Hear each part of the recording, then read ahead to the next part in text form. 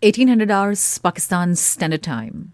Assalamu alaikum. This is Radio Pakistan. The news read by Sumaira Kamal. First, the headlines. Prime Minister has expressed government's resolve to improve connectivity on western side for development of backward areas of the country. President has called for imparting latest IT skills to the youth of Gilgit-Baltistan and increasing number of skilled graduates to meet the rising demands of the market.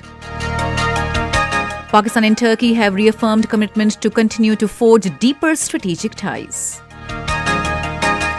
Director General ISPR says work under the Western Border Management regime will be completed in the stipulated period. Kashmiris on both sides of line of control and the world over observe the right to self-determination day today. United Nations has appreciated Pakistan for its successful completion of first ever smart card registration of Afghan refugees. And now the news in detail. Prime Minister Imran Khan has expressed government's resolve to improve connectivity on western side for development of backward areas of the country. He was addressing the inaugural ceremony of 293-kilometer Hakla Dera Ismail motorway in Islamabad today. The Prime Minister said connecting tribal areas in Balochistan with the road infrastructure will bring a revolution and ensure a bright future of the country. He said completion of the first phase of western route under China-Pakistan Economic Corridor project will yield various benefits and ensure economic development of the backward areas. Emphasizing further on the need for inclusive development, Imran Khan said that the state of Medina is most successful model in the world as it uplifted common man and ensured rule of law and meritocracy. Imran Khan pointed out that regardless of inflation, the present government has completed road infrastructure projects at less cost than the previous regime. The Prime Minister said revenue of National Highway Authority has increased due to measures taken by the government against corruption through use of latest technology. Kashmiri's right to self-determination day is being observed today on both sides of line of control with a renewed pledge to continue the struggle for UNSC's acknowledged right to self-determination to the Kashmiris. It was on the 5th of January 1949 when the United Nations Security Council passed a resolution supporting the Kashmiris' right to decide their future by themselves through UN-sponsored plebiscite. In this connection, a rally was taken in Muzaffarabad by Baspane Hurriyat Jammu and Kashmir International Forum for Justice and Kashmir Culture Academy. Addressing the rally, they appealed to the UN Security Council to implement its pledge made with Kashmiris in 1949 and set them free from Indian tyranny. Prime Minister Imran Khan has urged the international community, especially the United Nations, to take action on India's war crimes and crimes against humanity in illegally occupied Jammu and Kashmir.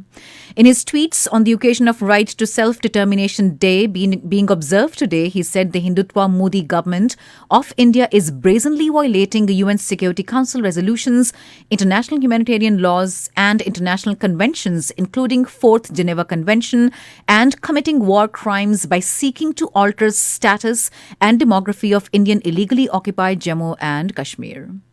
Imran Khan further regretted that the UN Security Council's commitment of a UN-supervised plebiscite in Kashmir remains unfulfilled. He said Kashmiris continue to reject and resist Indian occupation and oppression. The Prime Minister reaffirmed Pakistan's steadfast commitment to the Kashmiris' just struggle for self-determination. President Dr. Arif Alvi has called for imparting the latest IT skills to the youth of Gilgit-Baltistan and increasing the number of skilled graduates to meet the rising demands of the market and industry. He expressed these views during an interaction with the students and faculty of the University of Baltistan, Skardu, who met him in Islamabad today. The President said steps are being taken to enhance the quality and coverage of broadband and internet connectivity in Gilgit-Baltistan for benefit of students, the local population, as well as tourists. This is Radio Pakistan. Coordination Committee of the Cabinet has approved import of 50,000 metric tons of urea to fulfill needs of agriculture sector of the country. The ECC, which met in Islamabad today with Finance Minister Shaukat Tareen in the chair, allowed import of urea from China on government-to-government basis through Trading Corporation of Pakistan. The TCP was also tasked to negotiate price with Chinese supplier for further import of urea. The ECC also approved requests of technical supplementary grants presented by Petroleum Division and Finance Division. Deputy Chief of Turkish General Staff called on Chairman Joint Chiefs of Staff Committee General Nadeem Raza in Rawalpindi today. Besides security and regional issues, particularly the latest development in Afghanistan, as well as matters relating to enhance the level and scope of bilateral military engagements and cooperation were discussed. Both sides reaffirmed the commitment that Pakistan and Turkey would continue to forge deeper strategic ties. Chairman JCSC highlighted that the visit of Deputy Chief of Turkish General Staff is a manifestation of the multifaceted long-term collaboration that exists between the two armed forces. The visiting dignitary remained appreciative of the sincere efforts of the Pakistan Armed Forces in bringing peace to the region, especially the Afghan peace process. He also acknowledged the sacrifices made by Pakistan in the war against terrorism. Director General ISPR Major General Babar Iftikhar has said that the work under the Western Border Management Regime will be completed in the stipulated period.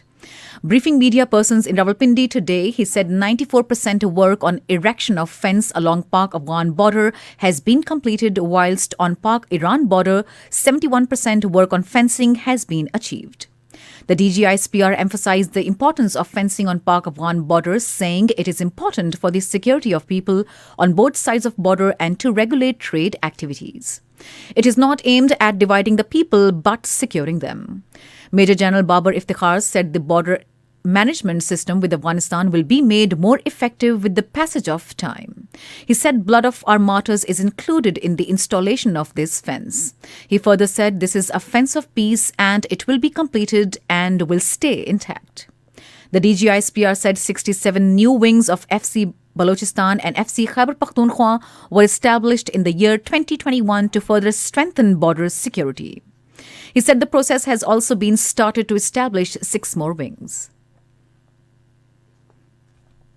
In Indian illegally occupied Jammu and Kashmir, Indian troops in their fresh act of state terrorism martyred 3 Kashmiri youth in Pulwama district today.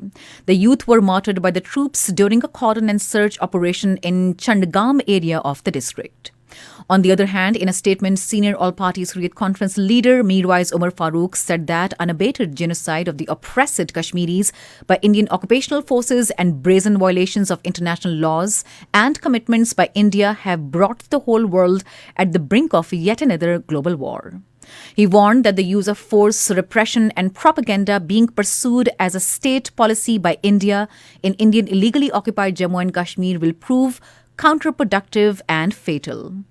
Other all-party Hurriyat Conference leaders in their statements deplored that the failure of the UN to implement its resolutions and hold India accountable for its brutalities in Indian illegally occupied Jammu and Kashmir had resulted in the continued sufferings of the people of the occupied territory.